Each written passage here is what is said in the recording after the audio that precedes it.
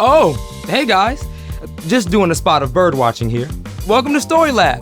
This week we're taking a look at the story of a small snack that turned into a feast to remember.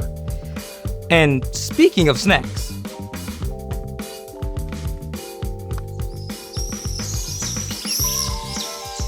Oh, that's so pretty.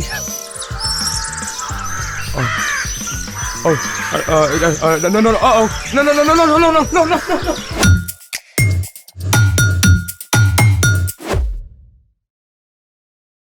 Hey guys, welcome to Story Lab. I'm Carter. And I'm Zeke. This month we're talking about how everything we have is a gift from God. So we can give freely to others. Special delivery for Carter. It's here! Carter?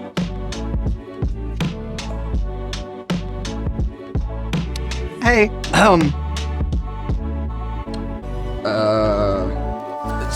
so today, hey, watch this. Oh, this is pretty easy. Let's go higher. What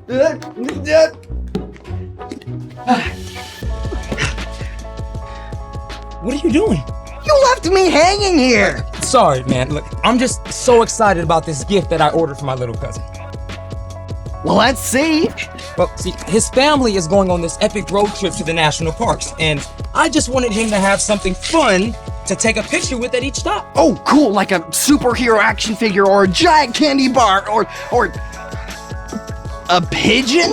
A pigeon. You mean a rat of the sky? First off, rude. And second, this isn't just any pigeon. This is a homing pigeon. Humans and homing pigeons have a very special relationship. What do you mean?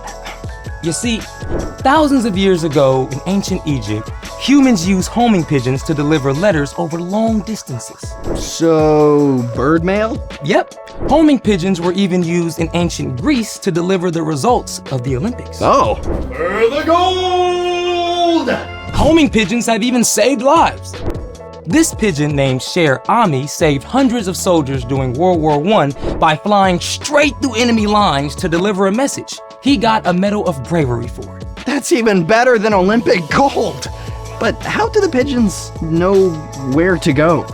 Homing pigeons navigate by landmarks, the position of the sun, and a little thing called magnetoreception. Magneto. Not quite. Magnetoreception means homing pigeons can sense the magnetic field of the Earth and use it for direction. They can be trained to carry a message to a specific place hundreds of miles away. Wow. Who knew pigeons were so cool? This is definitely the right road trip companion for your cousin. Hey, let's take our own road trip first. I don't think we have time for that in one episode. I have a plan. Well then, let's do it! Time for our own virtual road trip with a little movie magic. I've got my camera and I'm ready to see the world! First up, in the Peach State, Atlanta, home of the busiest airport in the U.S. Perfect. Oh, are we gonna fly? Straight across the Atlantic Ocean. I wonder if we'll see any whales. Perfect.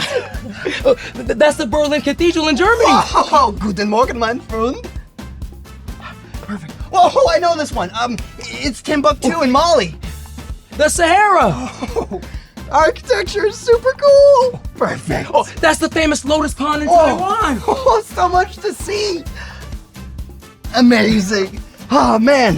Who knew a gifted pigeon could make such a cool and fun side quest? Speaking of giving, it's time for... The story before the story. Today, we're in the book of 1 Kings, which picks up right where 2 Samuel leaves off, at the end of King David's life. Everything had started off great with the glorious reign of David's son, King Solomon. But toward the end of Solomon's life, things began to fall apart. A short time later, the kingdom split in two.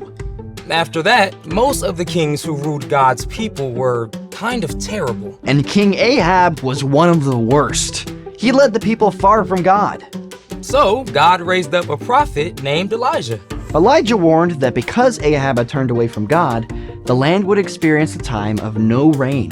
Which is where our story starts. Take it away. Hey everybody, I'm Brian, and I gotta set the scene for today's epic story.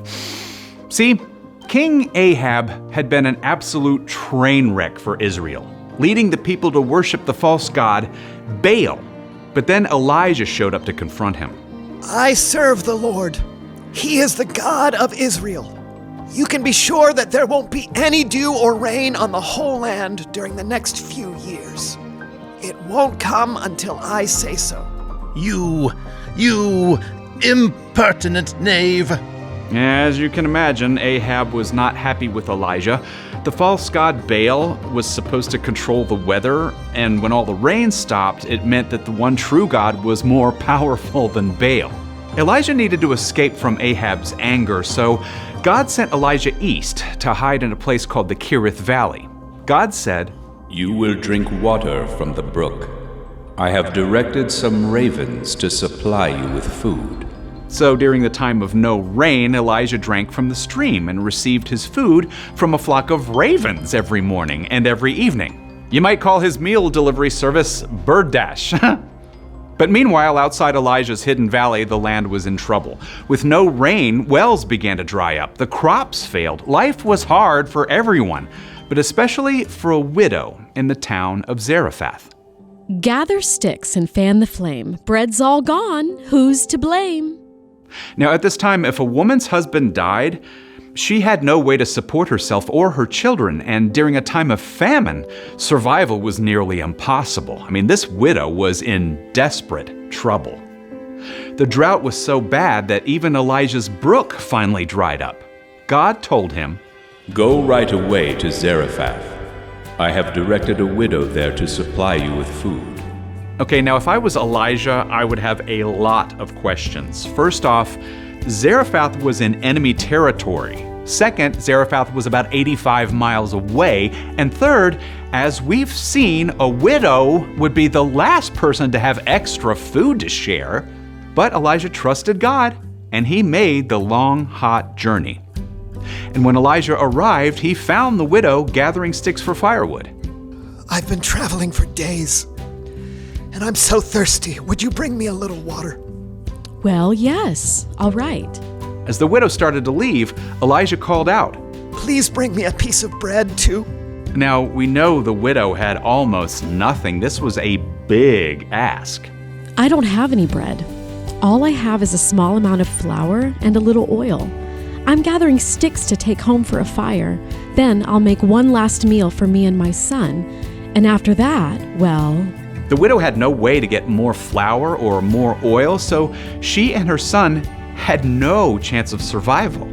But Elijah knew what God had told him. Don't be afraid. Go home and make some bread.